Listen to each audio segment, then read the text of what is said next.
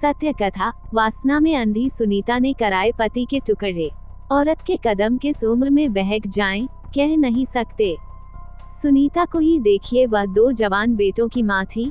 बबलू यानी कृष्णेंद्र हट्टा कट्टा लंबी चौड़ी कदकाठी का लगभग 45 वर्षीय एक बलिष्ठ व्यक्ति था। चेहरे पर घनी दाढ़ी मूछें, बड़ा माथा और चमकीली आंखें ही उसकी खास पहचान थीं। पेशे से वह ट्रक ड्राइवर था। काम के सिलसिले में अक्सर कई दिनों तक घर नहीं लौटता था। हालांकि इसकी सूचना वह अपने बीवी बच्चों को फोन पर जरूर दे देता था। वो मध्य प्रदेश में इंदौर के बाणगंगा इलाके के अंतर्गत उमरीखेड़ा के पास कांकड़ का रहने वाला था। परिवार में पत्नी सुनीता और 2 बेटे थे। उनमें बड़ा बेटा 19 साल का प्रशांत और छोटा बेटा निशांत 12 साल का था। उसके 1 सप्ताह से घर नहीं लौटने पर पत्नी सुनीता ने 14 फरवरी 2022 को बाणगंगा थाने में शिकायत लिखवाई थी। शिकायत में उसने बताया था कि उसका पति कृष्णेंद्र उर्फ बबलू 7 फरवरी से ही घर नहीं लौटा है। पति ने फोन करके देर से आने की सूचना तक नहीं दी है। पुलिस ने सुनीता से पति के बारे में कई सवाल पूछे। उन सवालों में पति के किसी के साथ पुरानी रंजिश से लेकर उसके साथ व्यक्तिगत रिश्ते तक के बारे में कई सवाल थे। सभी का जवाब सुनीता सहजता से देती चली गई। किंतु जब उससे महिला पुलिस ने अचानक पूछा कि पति के साथ उसका पिछली बार झगड़ा कब हुआ था, तब वहीं पास खड़ा छोटा बेटा तपाक से बोल पड़ा, आंटी, झगड़ा तो रोज ही होता था, मारपीट भी होती थी। मम्मी की कमरा बंद कर कुटाई होती थी। ये सुनकर पुलिस सख्ते में आ गई। वह तुरंत उसे अलग कमरे में ले गई।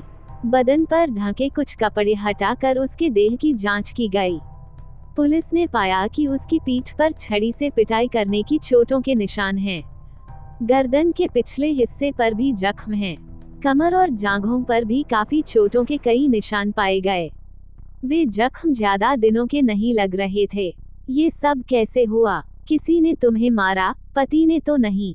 महिला पुलिस ने पूछा। जाने दीजिए ना मैडम, ये सब छोड़िए, मेरे पति को ढूंढ दीजिए, आखिर है तो मेरा सुहाग ही। सुनीता ने बात को वहीं खत्म करने की कोशिश की, लेकिन वो पुलिस वाली भी अड़ गई। बोली, ये तो घरेलू हिंसा है, इसकी शिकायत तुमने पुलिस में क्यों नहीं की? अच्छा रुको, आज जाने दो, मैं उसके खिलाफ मुकदमा दर्ज करूंगी। मुकदमा क्या कीजिएगा, रहेगा तब ना? सुनीता की जुबान से अचानक निकल आई बात से पुलिस ने पूछा, रहेगा से क्या मतलब? नहीं मैडम, इसी तरह जुबान फिसल गई। उनका पता लगा दीजिए, जल्दी दूसरे मकान में काम करवाने जाना है, सुनीता मिन्नत करती हुई बोली। अच्छा ठीक है, तुम जाओ, लेकिन उसके जान पहचान वालों के नाम और फोन नंबर लिखवाती जाओ, उनसे तहकीकात की जाएगी। जी मैडम, ये लीजिए ना, मेरे मोबाइल से लिख लीजिए, नाम बताती जाए, मैं उसके बारे में बता दूंगी, सुनीता बोली। लाओ इधर, महिला पुलिसकर्मी बोली और उसका मोबाइल लेकर कॉन्टैक्ट्स को स्क्रॉल करने लगी। सुनीता का मोबाइल चेक करते हुए पुलिस ने पाया कि 2 फोन नंबरों से सुनीता की कई बार बात हुई थी। पुलिस उनके बारे में सवाल पूछने लगी। इस पर सुनीता ने बताया कि मजदूरों के नंबर हैं, जो उनके दूसरे मकान में मरम्मत का काम करने आते हैं। तुम्हारा पति कहाँ का सामान लाने के लिए घर से निकला था? पुलिस के अचानक पूछे गए इस सवाल के लिए सुनीता तैयार नहीं थी। फिर भी उसने तुरंत जवाब दिया, जी नहीं मालूम, मुझे क्या पता वो कहाँ जाते थे। उसकी आवाज में खींच थी। तुमने पति की गुमशुदगी की रिपोर्ट लिखवाने में 1 सप्ताह का समय क्यों लगा दिया? इस सवाल का कोई ठोस जवाब सुनीता नहीं दे पाई। उसने सिर्फ इतना ही कहा कि वो कई दिनों के लिए ट्रक से सामान लेकर बाहर जाते रहते थे, इसलिए उसने ध्यान नहीं दिया। सुनीता ये भी नहीं बता पाई कि पति कृष्णेंद्र कहाँ का सामान लेकर निकला था, सामान किसका था। ऐसे ही कई सवाल थे जो दुविधा वाले थे। पुलिस के सवाल जवाब के बीच वह कई बार घबराई, सकपकाई हुई भी दिखी। उसकी बॉडी लैंग्वेज भी बदलती रही, चेहरे के भाव तेजी से बदल रहे थे। पुलिस को मुखबिर से मिली अहम जानकारी। सुनीता के जाने के बाद पुलिस ने उसके खिलाफ मुखबिर लगा दिए और फोन नंबरों पर कॉल कर कृष्णेंद्र के बारे में जानकारी जुटानी शुरू कर दी। इसी सिलसिले में पुलिस ने उन 2 नंबरों पर भी कॉल की जिन पर सुनीता की कई बार बातें हो चुकी थीं। पुलिस चौंक गई, कारण जिसे उसने मजदूरों का नंबर बताया था, दरअसल वे कसाई भाइयों के थे। उनके नाम रिजवान कुरैशी और भैयू उर्फ इरशाद कुरैशी थे। वे जूनी इंदौर क्षेत्र में मटन शॉप पर काम करते थे। इसी बीच मुखबिर से मालूम हुआ कि ये दोनों कसाई सुनीता के प्रेमी हैं।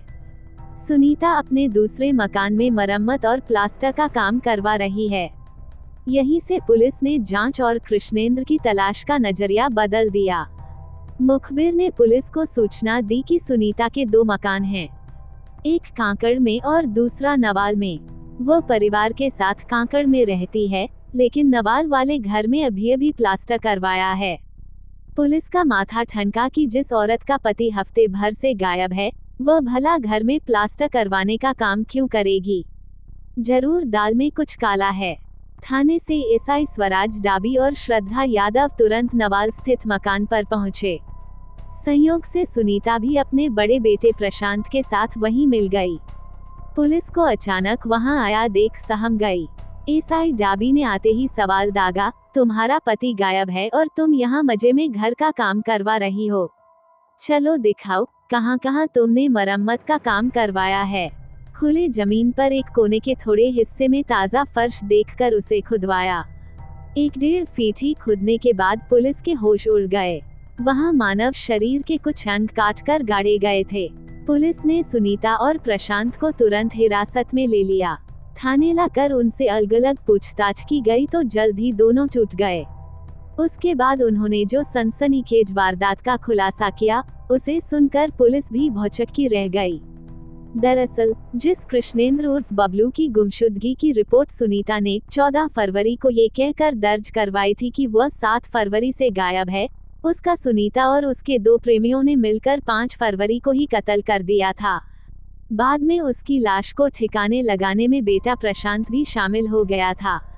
सुनीता के दोनों प्रेमी रिजवान कुरैशी और इरशाद कुरैशी ही थे।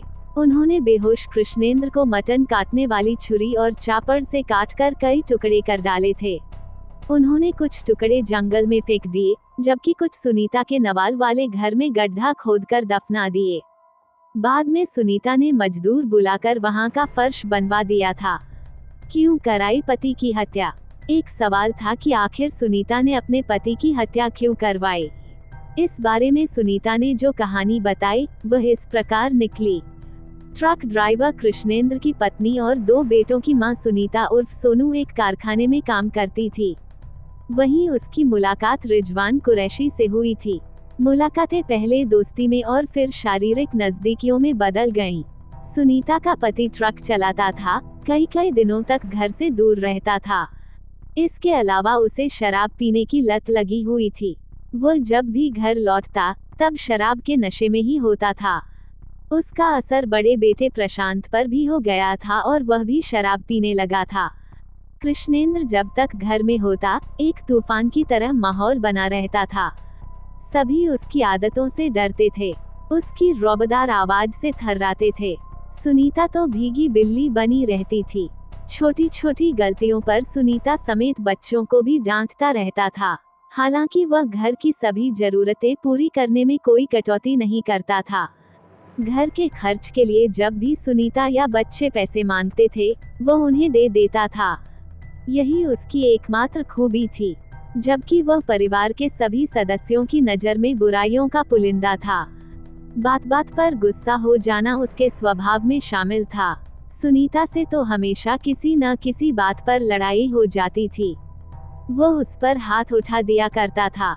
बच्चों के सामने भी वह सुनीता को कई बार पीट चुका था। इससे सुनीता के मन में पति के प्रति नफरत पैदा हो गई थी। 2 सगे भाई बने सुनीता के प्रेमी। पति से न उसे प्यार मिल पाता था और न ही यौन संतुष्टि ही मिल पाती थी। यही वजह थी कि सुनीता ने रिजवान की ओर अपने कदम बढ़ा लिए थे। सुनीता पति की गैरमौजूदगी में रिजवान को घर बुलाने लगी थी या फिर दूसरे खाली पड़े मकान में मिलने चली जाती थी। ये सब पति और बेटे की पीठ पीछे चलता रहा। यही नहीं, सुनीता ने रिजवान के भाई इरशाद से भी नजदीकियां बढ़ा ली। ये जानते हुए भी कि वह गलत राह पर चल पड़ी है। जब पति और दो प्रेमियों से मिले देह सुख की तुलना करती, तब उसे कुछ भी गलत नहीं लगता। उसके दिमाग में एक ही बात आती थी कि प्रेमियों से कुछ समय के लिए ही सही उसके दिल को सुकून तो मिलता है, मन में खुशी तो आती है। एक रात अचानक कृष्णेंद्र घर लौट आया था। शराब की लत तो सुनीता को भी लग ही चुकी थी। उसने सुनीता को रिजवान और इरशाद के साथ शराब के नशे में मौज मनाते पकड़ लिया था। उस रात सुनीता ने अपने बेटों को दूसरे मकान पर भेज दिया था। सुनीता की रंगरलियां देख कृष्णेंद्र आग बबूला हो गया। दोनों प्रेमी किसी तरह से वहां से निकल भागे, लेकिन सुनीता कहां जाती। तब कृष्णेंद्र ने पत्नी को घूरते हुए कहा, साली हरामजादी, बहुत गर्मी चढ़ी है जो एक नहीं 2-2 यारों के साथ मेरे पीछे ये गुल खिलाती है। आज तेरी गर्मी ऐसी निकालूंगा कि। इसके बाद उसने नग्नावस्था में ही खूब पिटाई की। अधमरी सुनीता को छोड़कर कृष्णेंद्र सुबह होने से पहले ही चला गया। सुबह किसी तरह से सुनीता ने खुद को संभाला और जैसे तैसे अपने जख्म साफ किए। सुबह बेटे के आने पर उसने पिता की हरकत के बारे में सारी बात बताई और दवाएं लाने के लिए कहा। उसकी पिटाई का कारण बताया कि उसने उसकी विदेशी शराब पी ली थी। इसी के साथ सुनीता ने बेटे को ये भी हिदायत दी कि यह घर की बात है, किसी को कुछ नहीं बताए। किंतु मां की हालत देखकर प्रशांत विचलित हो गया। उसके मन में पिता के प्रति आक्रोश से भर गया, लेकिन वह अपने पिता के खिलाफ आवाज नहीं उठा सकता था।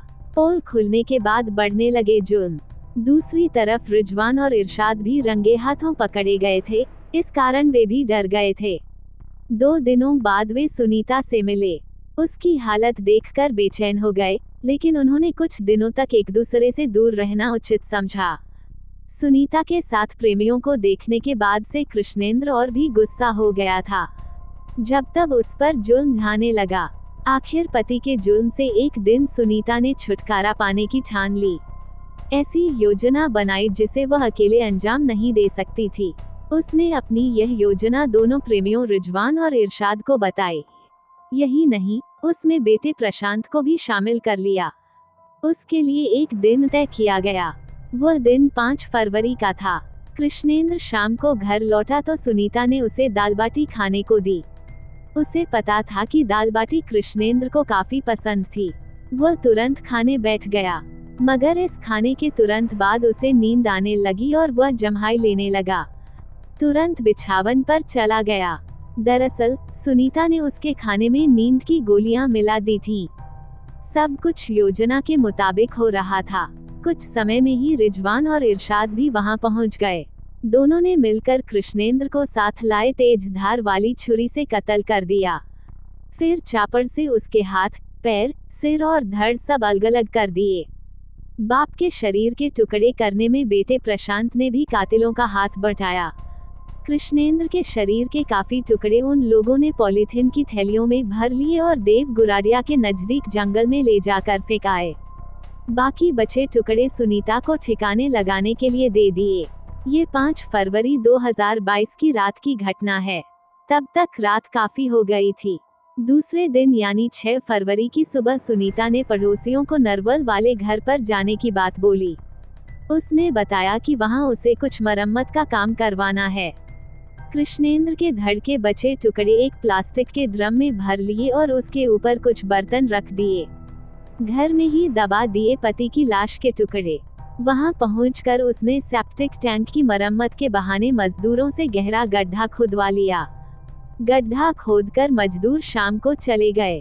उनके जाने के बाद सुनीता ने कृष्णेंद्र की लाश के टुकड़ों को एक बोरे में डालकर गड्ढे में नमक के साथ दफना दिए।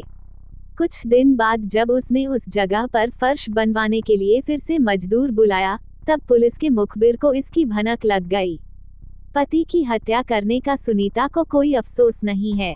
उसने पुलिस को रूखेपन सक बताया कि हत्या नहीं करती तो और क्या करती ऐसे आदमी का, जो उसे नंगा करके लात घूंसों, बेल्ट और जूतों से पीटता था, गंदी गंदी गालियां देता था। सुनीता और उसके बेटे प्रशांत से पूछताछ करने के बाद पुलिस ने उन्हें कोर्ट में पेश कर जेल भेज दिया। इसके बाद पुलिस अन्य आरोपियों को भी खोजने लगी। पुलिस को सुनीता के प्रेमी रिजवान कुरैशी और इरशाद कुरैशी के टोंककला स्थित मुरसुदा मस्जिद में छिपे होने की सूचना मिली थी। पुलिस के वहां पहुंचते ही दोनों खिलचीपुर की ओर निकल भागे थे। पुलिस ने उनकी तलाश में कई जगह दबिशें डाली, लेकिन वे हाथ नहीं आ रहे थे। फिर पुलिस ने रिजवान के बड़े भाई को बुलाकर उससे रिजवान को फोन लगवाया। पुलिस के कहने पर बड़े भाई ने रिजवान को एक जगह आकर मिलने के लिए कहा। पुलिस ने उस जगह अपनी टीम भेजकर घेराबंदी कर ली। जैसे ही बताए हुए पते पर रिजवान और इरशाद पहुंचे, पुलिस ने दोनों को गिरफ्तार कर लिया। इंदौर जोन 3 के डीसीपी धर्मेंद्र भदौरिया के अनुसार दोनों ही आरोपियों पर पुलिस ने 4000 रुपए का इनाम भी घोषित कर दिया था। उन्होंने पुलिस को देव गुराडिया के नजदीक जंगल में फेंके गए कृष्णेंद्र की लाश के कुछ अंग के बारे में बता दिया। पुलिस ने बड़ी मुश्किल से खून से सनी प्लास्टिक की कुछ थैलियां बरामद कर ली। पुलिस ने सुनीता के दोनों प्रेमियों रिजवान कुरैशी और इरशाद कुरैशी से पूछताछ कर उन्हें भी न्यायालय में पेश किया, जहां से सभी को जेल भेज दिया गया।